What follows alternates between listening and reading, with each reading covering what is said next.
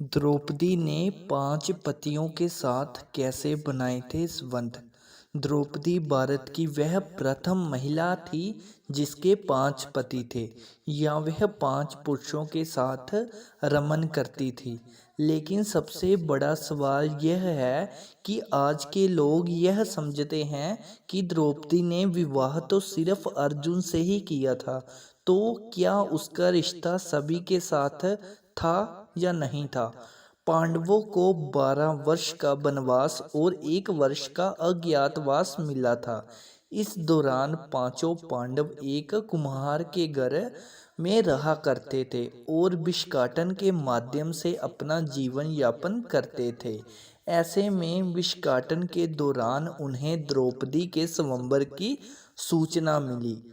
एक यंत्र में बड़ी सी मछली घूम रही थी, उसकी आंख में तीर मारना था और वह भी तैल पात्र में। उसकी परछाई देखकर यह भी कि एक नहीं पूरे 5 तीर मारने थे। अर्जुन ने यह प्रतियोगिता जीत ली। तब जरासंध, शल्य, शिशुपाल तथा दुर्योधन आदि कौरव भी उपस्थित थे। उस दौरान बहुत विवाद हुआ क्योंकि पांचों पांडव ब्राह्मण वेश धारण करके पहुंचे थे। लेकिन श्री कृष्ण के दखल से आखिर द्रौपदी का विवाह हो गया। अब हम बात करते हैं कि आखिर द्रौपदी ने 5 पतियों के साथ कैसे संबंध बनाती थी।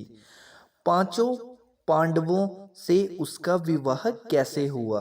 क्या वह सिर्फ अर्जुन से ही, क्योंकि स्वयंवर में तो सिर्फ जो तीर मारा था और स्वयंवर में जिससे विवाह हुआ था वो तो अकेले अर्जुन से हुआ था। आगे की कहानी हम जानते हैं। पांचों पांडवों से उसका विवाह कैसे हुआ या पांचों पांडवों की वह पत्नी कैसे बन गई, यह बहुत लंबा किस्सा है। कहते हैं कि द्रौपदी अपने पिछले जन्म में बहुत ही ज़्यादा सुंदर युवती थी। सर्वगुण संपन्न होने के कारण उसे योग्य वर नहीं मिल रहा था, इसलिए उसने भगवान शंकर जी की तपस्या की और तब शंकर जी प्रकट हुए। उस समय द्रौपदी ने हड़बड़ाहट में 5 बार वर मांग लिए, इसलिए उसे शिवजी ने वरदान दे दिया और उस वरदान के कारण महाभारत के समय में द्रौपदी के जो जन्म हुआ था उसमें वह उसको 5 पति प्राप्त हुए, क्योंकि उसने हड़बड़ाहट में सिर्फ एक वर मांगना था। उसने 5 बार वर मांग लिया, इसलिए उसके 5 पति उसको प्राप्त हुए। जब भगवान शिव जी ने द्रौपदी को 5 पति प्राप्त होने का वरदान दे दिया था, तब वह ये भी जानते थे कि उसे अपने 5 पतियों के साथ पत्नी धर्म निभाने में समस्या होगी। इसलिए उन्होंने द्रौपदी को ये वरदान भी दिया था कि वह प्रतिदिन कन्या भाव यानी वर्जिन हो जाएगी। इसलिए द्रौपदी अपने 5 पतियों को कन्या भाव यानी वर्जिन में ही प्राप्त हुई थी। हालांकि कहा जाता है कि संतान को जन्म देने के लिए भगवान श्री कृष्ण जी ने उसे ये सुझाव दिया था कि हर साल वह पांडवों में से किसी एक के साथ ही समय व्यतीत करे। साथ ही जिस समय वह अपने कक्ष में किसी एक पांडव के साथ हो तो उनके कक्ष में कोई और पांडव प्रवेश ना करे। यदि कोई पांडव ऐसा गलती से कर भी लेता है तो उसे 1 वर्ष का देश निकाला भुगतना होगा। माना जाता है कि द्रौपदी जो 5 पांडवों की पत्नी थी, 1 साल के समय अंतराल के लिए हर पांडव के साथ रहती थी। उस समय किसी दूसरे पांडव को द्रौपदी के आवास में घुसने की अनुमति नहीं होती थी।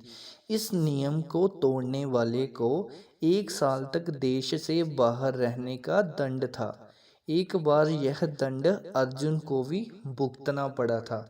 इसके पीछे की भी है कहानी।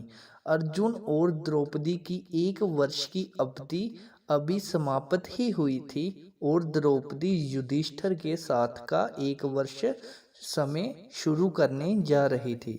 और उनका समय शुरू हो चुका था। अर्जुन भूलवश द्रौपदी के आवास पर ही अपना तीर धनुष भूल आए थे, पर किसी दुष्ट से ब्राह्मण के पशुओं की रक्षा करने के लिए उन्हें उसी समय धनुष की जरूरत पड़ी। अंत क्षत्रिय धर्म का पालन करने के लिए तीर धनुष लेने के लिए नियम तोड़ते हुए वह द्रौपदी के निवास में घुस गए। उस दौरान द्रौपदी युधिष्ठिर के साथ में थी। बाद में इसके दंड स्वरूप अर्जुन को 1 साल के लिए राज्य से बाहर जाना पड़ा और उसको देश निकाला 1 साल के लिए भुगतना पड़ा। इसी 1 साल के वनवास के दौरान अर्जुन की मुलाकात उलूपी से हुई और वह अर्जुन पर मोहित हो गई। उलूपी एक कन्या थी। ऐसे में वह उन्हें खींचकर अपने नागलोक में ले गई और उसके अनुरोध पर करने पर अर्जुन को उससे विवाह करना पड़ा। कहते हैं कि अर्जुन और उलूपी 1 वर्ष तक साथ रहे। अर्जुन और नाग कन्या उलूपी के मिलन से अर्जुन को एक वीरवार पुत्र मिला, जिसका नाम ईरावान रखा गया। वो काफी ही वीर पुत्र था। द्रौपदी के पूरे 5 पुत्र थे। द्रौपदी ने 1-1 वर्ष के अंतराल से 5 पांडव से 1-1 पुत्र को जन्म दिया, लेकिन दुर्भाग्य से इन 5 पुत्रों को अश्वत्थामा ने मार दिया था। तो ये थी सारी कहानी। द्रौपदी का विवाह कैसे हुआ ये भी हमने जाना, उसके 5 पति कैसे हुए ये भी हमने जाना, और उसके संबंध के लिए क्या क्या नियम थे वो भी हमने जाना। द्रौपदी के कितने पुत्र थे वो भी हमने जाना। सारा कुछ आपको इस वीडियो के माध्यम से समझा दिया गया है। आज की वीडियो की जानकारी में इतना ही। मिलेंगे अगली ऐसी ही नई रोचक जानकारी के साथ। धन्यवाद।